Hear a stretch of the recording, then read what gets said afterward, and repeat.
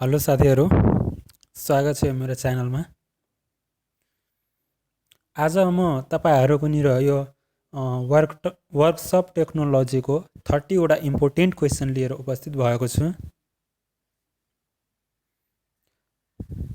ल अब हामी डिस्कस गरौँ, यो सुरु गरौँ। फर्स्ट नम्बरमा छ as per IS 456/2000 specification of minimum grade of concrete for RCC work is. इसमा के छ, आइएस 456/2000 ले दिएको छ मिनिमम आरसीसी वर्कको लागि चाहिँ M20 दिएछ। यसको म चाहिँ पछाडि म हेराउने छु। M20 दिएछ यो M20। अनि सेकेन्डमा छ the volume of one bag of cement is. यसको चाहिँ सही एन्सर भइहाल्छ बी नम्बरको 0.035। यो चाहिँ हामी निकाल्न पनि सक्छौँ। यसको चाहिँ वन ब्याग अफ सिमेन्टको वेट चाहिँ 50 केजी अनि त्यसपछि चाहिँ यसको डेन्सिटी कति हुन्छ 1400। यसलाई डिभाइड गर्यो भने 0.0347 आउँछ। त यसको एप्रोक्सिमेट भ्यालु कति हुन्छ बी नम्बरको 0.035। र अब थर्डमा छ the heat of hydration of a cement is expense in term of heat of hydration केमा नापिन्छ।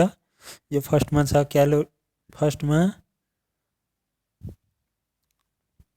फर्स्टको होइन, यो डी को हुन्छ क्यालोरी पर ग्राम। यतिमा नापिन्छ।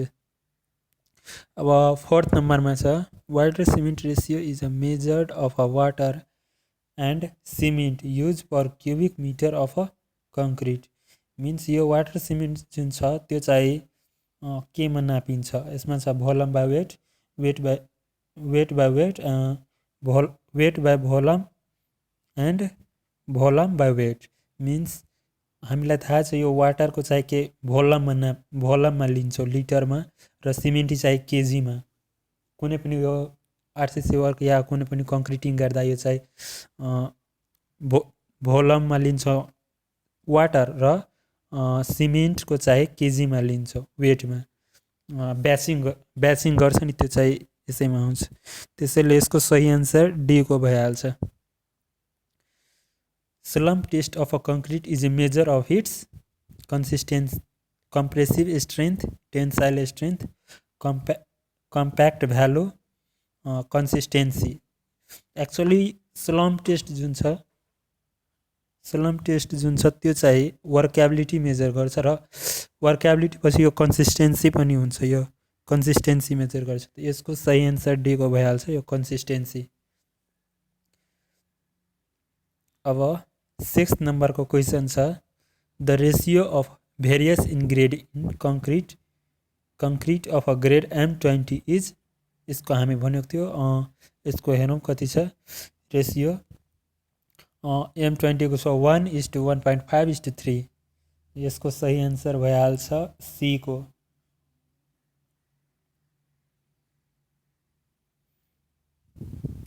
अब 7 नम्बरको क्वेसनमा के छ भने the concrete having a slump of 65 mm is said to be. Means जब कंक्रीटको स्लम्प यति दिएछ त्यो चाहिँ कुन कन्डिसनमा पर्छ। यो फर्स्टमा ड्राई छ, सेकेन्डमा अर्थ मोइस्ट, सेमी प्लास्टिक। यसको हामी एउटा टेबल दिएछ आइएस कोडले, यो इन्डियन स्ट्यान्डर्डको कोडले हिसाबले छ यो। त त्यसको चाहिँ टेबल दिएछ स्लम्प भ्यालु जस्तै 0 to 0। यसकोमा कति परिहाल्छ भने 65 थियो, त 50 to 100 मा परिहाल्छ यो मिडियमवालामा। अनि यसको चाहिँ कन्सिस्टेन्सी के छ भने प्लास्टिक छ। त्यसको सही आन्सर भइहाल्छ डी को प्लास्टिक। अब 8 नम्बरमा क्वेसनमा के छ भने यो compaction of a concrete is help to segregation of aggregate, removing of excess of water, increase of density, additional of required air voids। means यसको सही आन्सर के हुन्छ, यो चाहिँ कम्प्याक्सन गर्छु तब चाहिँ डेन्सिटी इन्क्रिज हुन्छ। यसको सही आन्सर यो सी को भइहाल्छ, सी। अनि त्यसपछि क्वेसन नम्बर 9 को छ to prevent the segregation the maximum height of a placing concrete is. यसको सही एन्सर के छ भने यो 1.5 मिटर। यो सही एन्सर सी को 1.5 मिटर। यो न्यू कोडको हिसाबले यो चाहिँ कति 1.5 मिटर दिएछ। यो good quality of a sand is never obtain from. Good क्वालिटीको स्यान्ड यो चाहिँ कहाँबाट लिँदैन, यो नालाबाट लिँदैन। मेन नालाबाट, किनकि यसमा चाहिँ इम्प्योरिटिज धेरै नै हुन्छ, त्यसै कारणले यो नालाबाट यो लिँदैन। Separation of a water sand and cement from a freshly mixed concrete is bleeding, creeping, segregation, flooding. Means यो चाहिँ segregation of a water, sand and cement from a freshly mixed concrete is known as। यो चाहिँ bleeding को नै परिभाषा हो। यसको सही आन्सर ए को भइहाल्छ, bleeding। The concrete mix which cases the difficulties obtained from smooth finish is known as the process of। यसको सही आन्सर के भन्छ, फर्स्टमा छ segregation, internal friction, hardness and bleeding. The concrete of mix which causes difficulty to obtain the smooth finish.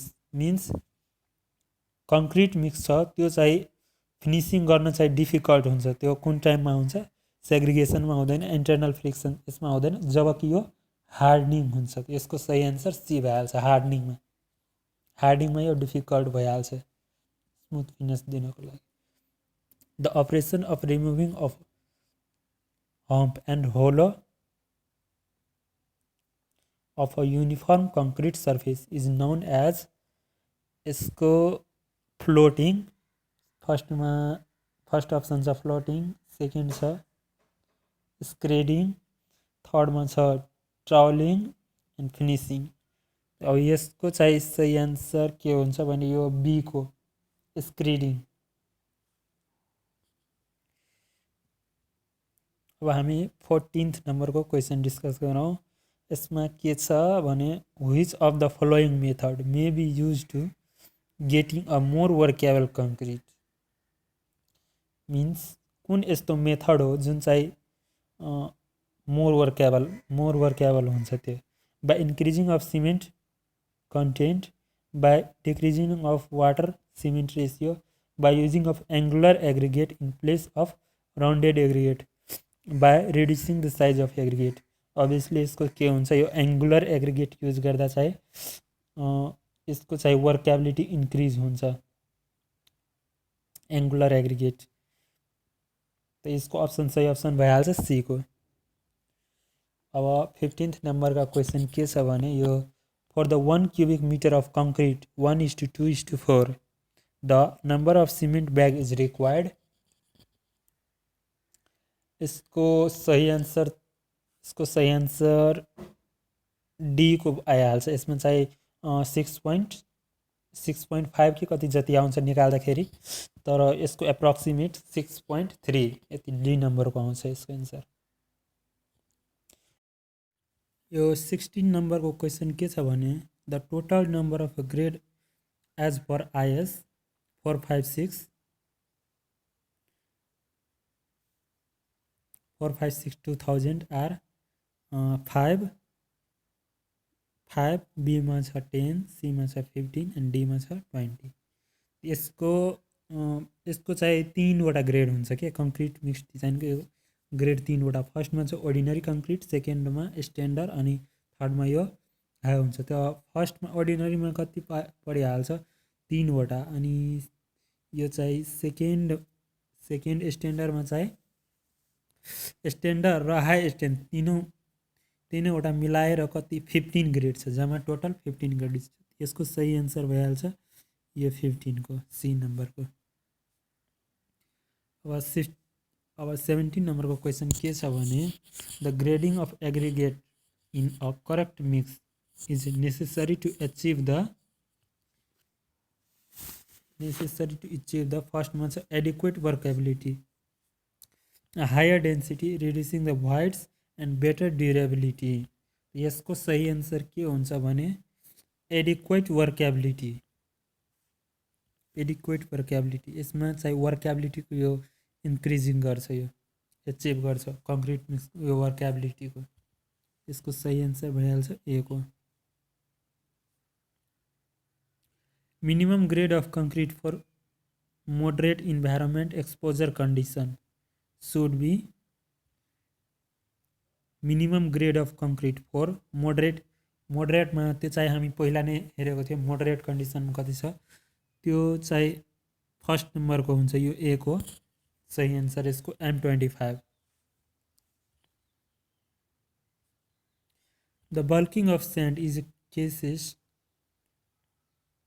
Due to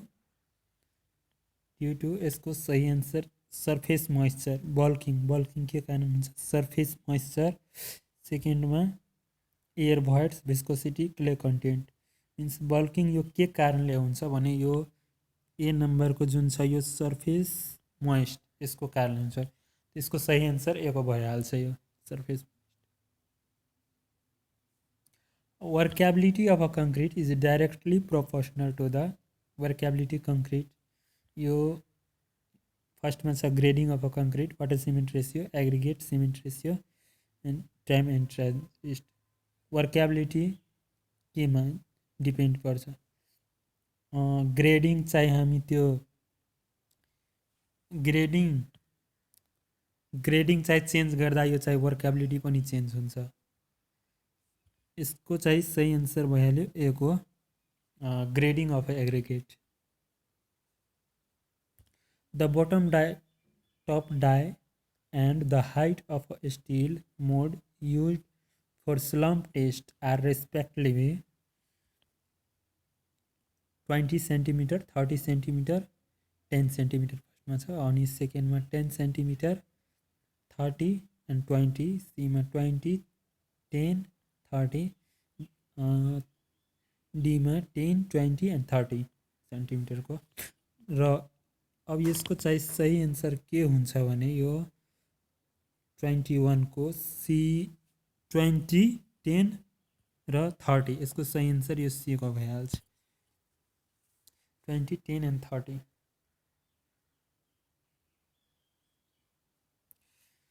अब 23 नम्बरको question के छ भने as per IS 456/2000 the organic content of a water use for making a concrete should not be more than, means water जुन छ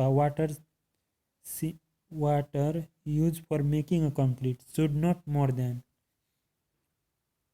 organic content अघि water चाहिँ कतिदेखि यो कम युज गर्नुपर्छ, कतिदेखि यो ज़्यादा हुनु पर्दैन बढी भने यसको सही एन्सर भइहाल्छ 200 GM/L। यसको चाहिँ ए नम्बरको भइहाल्छ। अब 24 नम्बरको क्वेसन के छ भने यो maximum admissible water cement ratio for while environment exposure condition is environment exposure condition. यसमा के हुन्छ 24 नम्बरको यसमा के भइहाल्छ भने यो भइहाल्छ ए को 0.55।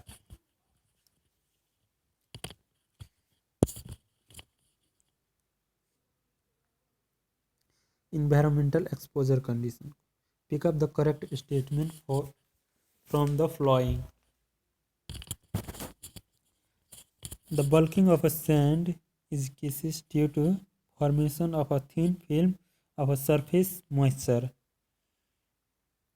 Second one छ fine sand bulk more than the coarse sand. और C मा छ with 10% of moisture contained by the weight, the bulking of sand is increased 50%. All the option are correct. तो यसको सही आन्सर के भन्छ यो भने करेक्ट स्टेटमेन्ट भनेछ। यो बल्किङ अफ स्यान्ड यसको चाहिँ तीनैवटा सही हो। यसको सही आन्सर भइहाल्छ यो डी को। Which of the following act retard for the concrete? यसको क्याल्सियम क्लोराइड फर्स्टमा छ अनि सेकेन्डमा क्याल्सियम लिग्नोस सल्फाइड एन्ड सीमा छ अल्युमिनियम पाउडर एन्ड डीमा नन अफ दिस। अनि यसको सही आन्सर भइहाल्छ बी को क्याल्सियम लिग्नोसल्फाइड।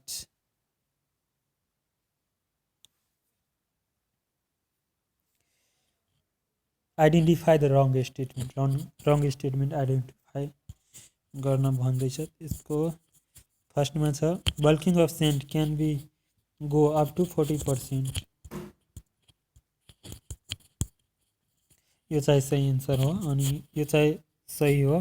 अनि बल्किङ अफ सेन्ट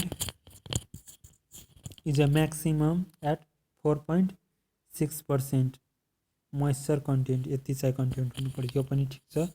अनि bulking of sand is considered in wet batching for a concrete, wet ब्याचिङको लागि यो कन्सिडर गर्छु, यो पनि ठिक छ। The bulking of sand occurs due to the fire moisture film formation over the sand grain, यो चाहिँ ठिक छैन। यो अब यसको सही आन्सर के भन्छ, इन्करेक्ट भनिदिइरहेछ रङ। यसको सही आन्सर डी को भइहाल्छ। 28 नम्बरमा छ for the batching 1:2:4 the concrete mix by volume and ingredient required per bag of cement are.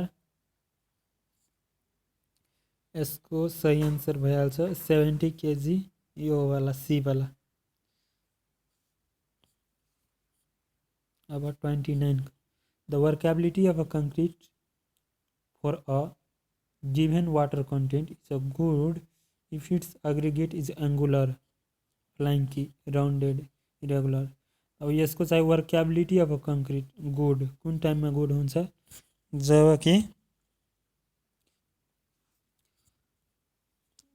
कि यो चाहिँ राउन्डेड हुन्छ त्यसको aggregate. In concrete while the sand mix is adapted to excess cement to be added, यसको चाहिँ सही answer भइहाल्छ यो 10%।